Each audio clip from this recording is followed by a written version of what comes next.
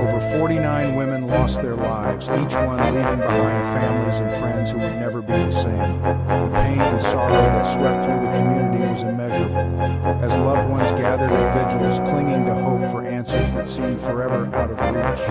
The Green River Killer's reign of terror cast a long, dark shadow over Washington state, and the scars of his crimes are still felt to this day. This was one of the deadliest and most chilling killing sprees in United States history. The fear that gripped the region was palpable, as news reports detailed the discovery of yet another victim, and the realization grew that a serial killer was stalking the streets.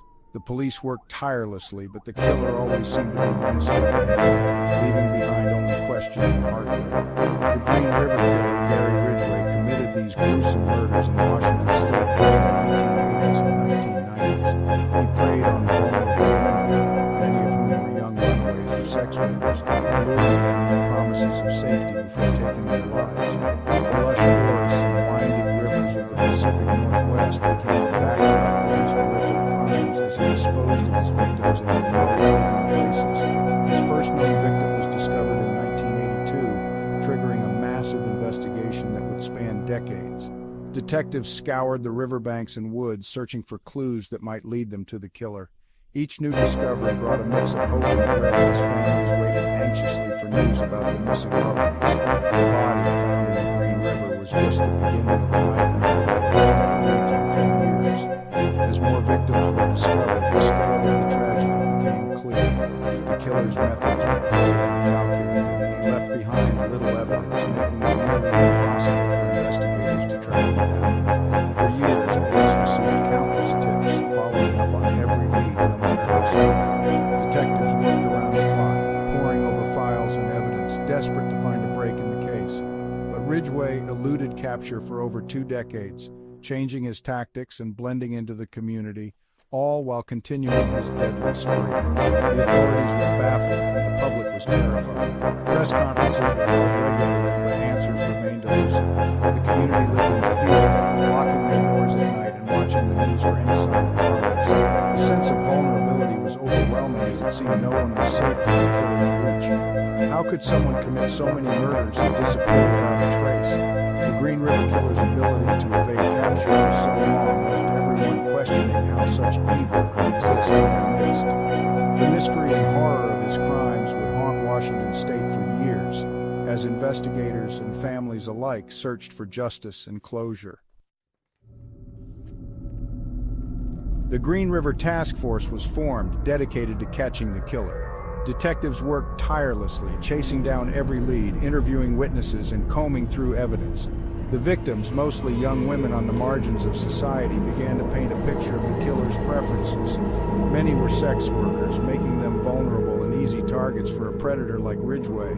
He often strangled them, leaving their bodies in or near the Green River, a chilling calling card that really instilled fear in the community. As the body count rose, investigators began to piece together Ridgway's modus operandi. He would often approach his victims on Pacific Highway South, a known area for prostitution. He used charm and manipulation, sometimes even showing them pictures of his son to gain their trust. Ridgway would then drive them to secluded areas, often wooded or near the river, where he would commit his heinous acts. The similarities in the murders, the locations, and the victims' profiles all pointed to the work of a single, terrifyingly methodical killer. Despite their best efforts, the task force faced countless dead ends. Tips poured in, but none led to a solid suspect. Ridgway, a seemingly ordinary man leading a double life, remained invisible to the authorities. However, forensic science was advancing. Investigators carefully collected DNA evidence from the crime scenes, hoping that one day technology would catch up to their investigation. They meticulously documented every detail, preserving evidence that would prove crucial years later. In a stunning turn of events, Gary Ridgway was finally apprehended back in 2001. The DNA technology had advanced, and a match was made to samples collected years earlier.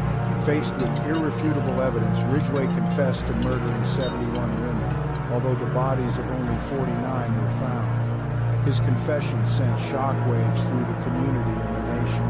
The man who had evaded justice for so long, the monster who had haunted their dreams finally had a face and a name. Inside the mind of a monster, the case of the Green River Killer became a chilling study in criminal profiling. Ridgway did not fit the traditional profile of a serial killer. He was quiet, unassuming, and, held down a steady job. He had a family and seemed to live an ordinary life. This case really highlighted the limitations of profiling and emphasized the need for a multifaceted approach to criminal investigation. It forced law enforcement to reevaluate their methods and acknowledge that evil can lurk in the most unexpected places. The legacy of the Green River case had a profound and lasting impact on criminal justice practices, not only in the Pacific Northwest but across the entire United States. This case, which spanned decades and involved countless investigators, forced law enforcement agencies to confront the limitations of their existing methods and adapt to new challenges.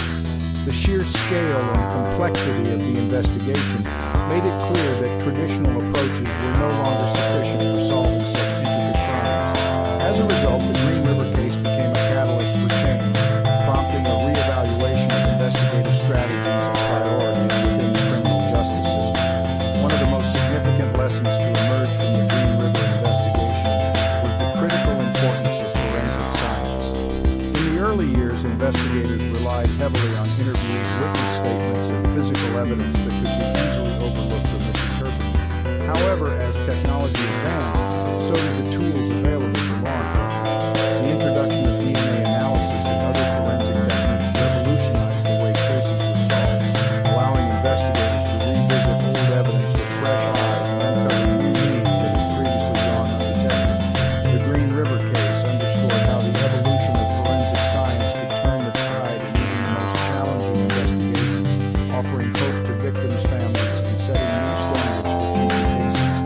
Another crucial takeaway was the necessity for improved communication and collaboration between law enforcement agencies. The Green River investigation involved multiple jurisdictions, each with its own protocols and priorities. Early on, a lack of coordination led to missed opportunities and duplicated efforts, slowing progress and sometimes causing frustration among investigators. Over time, the case demonstrated that sharing information, resources, and expertise across agencies was essential for success. This realization led to the development of more integrated task forces and standardized communication channels, ensuring that future investigations could benefit from a unified approach and avoid the pitfalls of fragmented efforts. Despite its eventual success, the Green River Task Force faced significant criticism for its handling of the investigation, particularly in the early years. The sheer volume of evidence combined with limited resources and evolving investigative techniques meant that mistakes were inevitable. Some decisions made with the best intentions ultimately delayed justice for the victims and their families.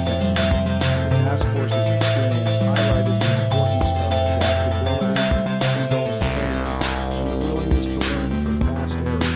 It also emphasized the need for transparency and accountability within law enforcement, as public trust is essential for effective policing. Ultimately, the Green River case served as a startling reminder that even with the best intentions, dedicated professionals, mistakes can be made, and valuable time can be lost in the pursuit of justice. It reinforced the need for constant improvement, innovation, and humility within the criminal justice system. The lessons learned from this case continue to shape investigative practices today, reminding us that the pursuit of justice is an ongoing journey, one that demands vigilance, compassion, and a commitment to never giving up, no matter how daunting the challenge. Unanswered questions still linger in the ongoing search for closure. Despite Ridgway's confession and conviction, the Green River Killer case continues to haunt those connected to it. Many questions remain unanswered. What motivated Ridgway to commit such horrific acts? Where are the bodies of the other women he claimed to have murdered? For the families of the victims, the pain and uncertainty linger. They continue to seek answers, closure, and, a sense of justice that may never fully come. Remembering the victims is not just about recalling names or faces. It is about honoring the lives that were tragically cut short and and acknowledging the deep, lasting impact their loss has had on families, friends, and the entire community. Each year, people gather in solemn vigils, lighting candles and sharing stories, determined to keep the memory of these women alive. Their absence is felt in every corner of the neighborhoods they once called home, a silent void that lingers long after the headlines have faded. The Green River Killer case serves as a chilling reminder of the vulnerability of women, especially those who walk alone at night or find themselves in precarious situations.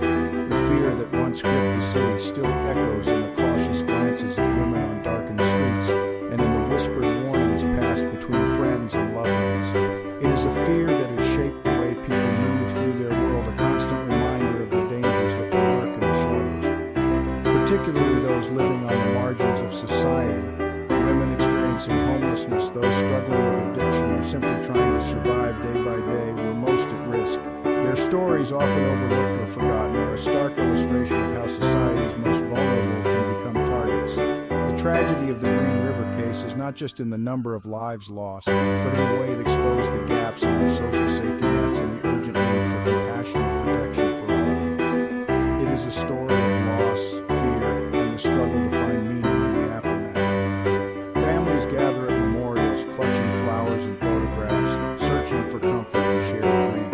The pain of losing a loved one to such senseless violence is immeasurable, and the scars left behind are not just physical but emotional and psychological as well. Communities come together united in mourning, but also in shared determination to never let these women be forgotten. And yet, amidst the sorrow, there is the enduring power of hope. Each sunrise over the Green River brings with it a renewed commitment to justice, healing, and remembrance. Community members gather not only to mourn, but to support one another, to share stories of resilience, and to work toward a future where such tragedies are never repeated. The light of hope shines in every candle held aloft, in every embrace shared, and in every promise to remember. While the case may be closed in the eyes of the law, the emotional and psychological wounds remain open for many. Detectives may have filed away the evidence, and the courthouse doors may have closed on the trial, but for those who lost someone, closure is elusive. The end of the investigation does not mean the end of grief, nor does it erase the trauma experienced by survivors and the community at large. The scars left behind on the community and the families of the victims remain, etched into the collective memory of all who lived through those dark days.